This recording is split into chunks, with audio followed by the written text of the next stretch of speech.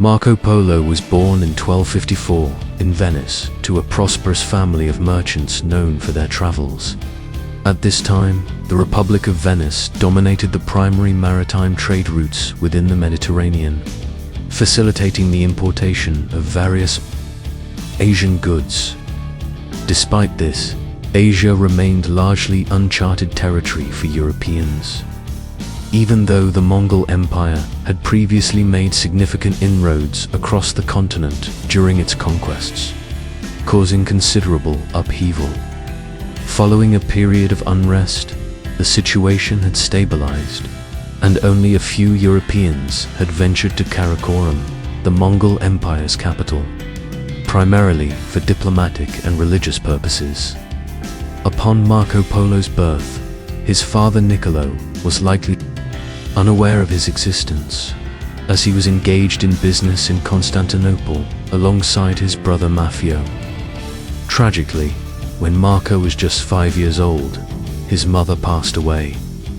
Concurrently, Niccolo and Maffeo, observing the growing tensions between the Latin and Greek communities, departed from Constantinople to pursue trade in Asia. They entered the Golden Horde and arrived at Sarai Berk, the capital, where they sold jewels to the Khan's court. Their journey continued to Bukhara, where they settled for several years. The renowned Kublai Khan, grandson of Genghis Khan, became aware of the two Venetians and expressed a desire to meet them. They were subsequently escorted to his presence, where Kublai Khan entrusted them with a letter addressed to the Pope, inviting him to send Christian scholars to his court.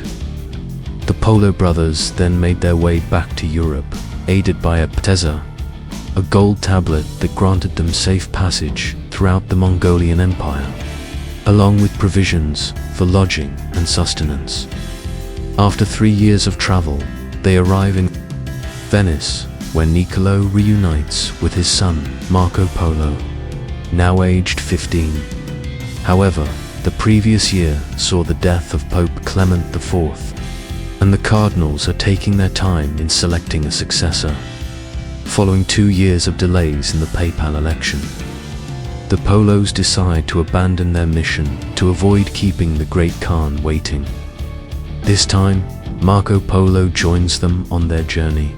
They travel to Acre, from which they set off for Ayas in the Armenian Kingdom of Cilicia, an ally of the Mongol Empire. Meanwhile, in Viterbo, Italy, the cardinals finally reach a consensus and elect a new pope. Teobaldo Visconti, who resides in Acre and is familiar with the Polos, is chosen. Upon learning of his coronation, Visconti promptly dispatches a messenger to Ios to catch up with them. Upon their return, the newly appointed pope, who will take the name Gregory X, provides them with letters intended for the Great Khan and includes 2 Dominican monks in their expedition. The 5 men set out once more for Ayas, but the region of Cilicia faces threats from the Mamluks, as both powers vie for control over trade routes between Asia and Europe. Feeling apprehensive, the 2 monks opt to turn back. The 3 Polo men continue their journey alone. Entering the Ilkhanate, they pass through Tabriz, the capital, where Marco Polo is captivated by the vibrant markets and the array of colorful carpets. They then proceed southward through arid regions to reach Hormuz, a port that serves as a gateway to the Indies and the Far East, known for its spices and precious stones.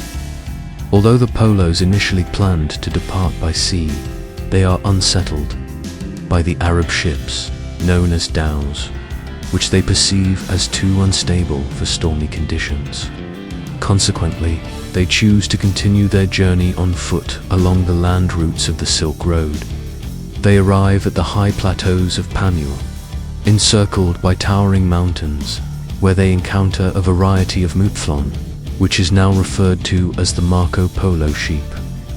Upon their arrival in Kashgar, they proceed southward through a narrow passage situated between the Taklamakan Desert and the elevated Tibetan Plateau.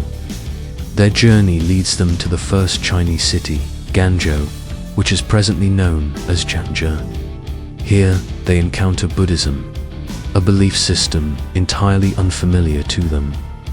Within a temple in the city lies the largest reclining Buddha in China. They remain there for a period until an escort arrives to guide them onward. Since the Polo brothers' visit to Karakoram 8 years prior, the political landscape has shifted.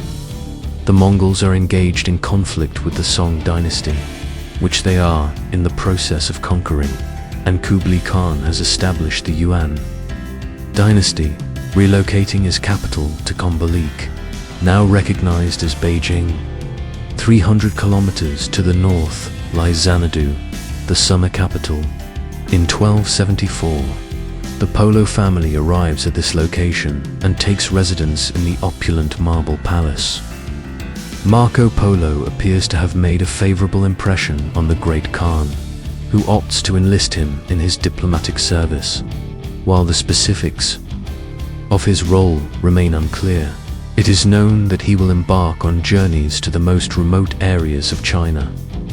In the capital, he encounters currency crafted from mulberry bark. Once dried, darkened, and stamped with the imperial seal, these notes are exchanged for gold and precious gems. This experience likely marks the first instance of a European encountering banknotes. During one or more expeditions, he ventures into the southwest, where he is notably impressed by the advanced road network. Trees are strategically planted along the routes to enhance visibility from a distance, aiding travelers in winter and providing shade in summer. Every 25 to 30 miles, an imperial post house offers accommodation and horses to merchants and messengers of the Great Khan, facilitating rapid communication across the empire. After traversing Sichuan and the Yunnan Mountains, he arrives at the Mekong River. The boundary with the Kingdom of Pagan is established. The Mongols subsequently conquer Pagan, seizing its capital in 1287. It is plausible that Marco Polo visited this region and witnessed the numerous temples and pagodas adorned with gold. Additionally, Marco Polo ventured into Southeast Asia. Upon crossing the Yellow River, he encountered a flat landscape characterized by vast water bodies, conducive to extensive rice cultivation. He arrived in Yangon, where he claims to have served as governor for a duration of 3 years.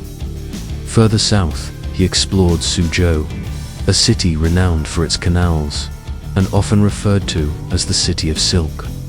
Ultimately, he reached Qinzhai, the former capital of the Song dynasty. This city is expansive and remarkably modern, featuring paved roads, a rarity in Europe at the time, along with numerous stone buildings in the city center. Marco Polo resided there for 3 years, likely assuming a significant administrative position. He gained access to confidential information, including the tax revenues collected by the Great Khan, particularly from the salt trade. His journey continued to Tromsø, which he referred to as Zayton, a major international trading port. After spending 16 years in China, the Polo family expressed their desire to return to Venice. In Europe, an embassy dispatched by the Ilk sought a new wife for Kublai Khan to replace his late queen. The Khan consented and sent the Princess Kakechin, accompanied by a retinue of 600 individuals. The Polos seized this opportunity to join the expedition, departing from Zatan on 14 ships. They made a 5-month stop in Sumatra to wait for the monsoon to pass, during which Marco Polo observed elephants and Sumatran rhinoceroses, which he referred to as unicorns. Eventually, the embassy continued its journey, reaching Ceylon, a land rich in precious stones and pearls. After navigating along the western coast of India, they arrived at Hormuz and then returned to Tabriz to deliver the princess. Once there, mission was fulfilled. the Polos resumed their westward journey, reaching Trebizond, where they faced an attack and were robbed of some of their possessions. Wealth, ultimately, they embarked on their journey and arrived in Venice 24 years after their initial departure. Their family, who had presumed them to be deceased, found it difficult to recognize them. The Travels of Marco Polo. A few years later, tensions escalated between Venice and its formidable rival, Genoa. During a conflict, Marco Polo was captured and taken prisoner. He was confined alongside Rustichello da Pisa, a writer and poet. Marco Polo recounted in detail his observations in Asia, which Rustichello meticulously documented, resulting in the publication of the Travels of Marco Polo. Following the peace treaty between Genoa and Venice, Marco Polo was released, and his book rapidly gained popularity. It was translated and manually reproduced numerous times, likely leading to various errors or alterations. Europe became acquainted with Asia and developed a keen interest in the continent's wealth.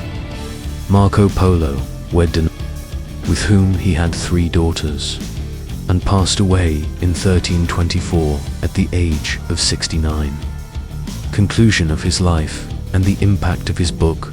More than 2 centuries later, his work continued to inspire numerous explorers, including Christopher Columbus, who, during his expeditions in America, mistakenly believed he was in Asia and sought to encounter the Great Khan.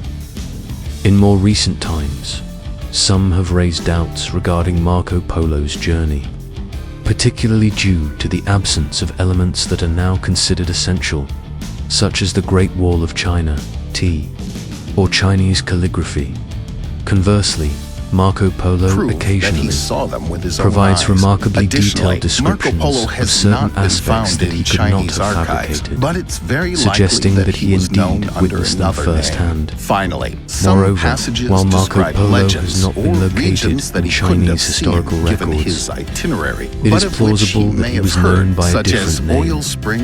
Lastly, some sections of his narrative recount legends or regions that he likely did not visit based on his travel route, but of which he may have heard, such as the oil springs in the Caucasus or Japan, which he referred to as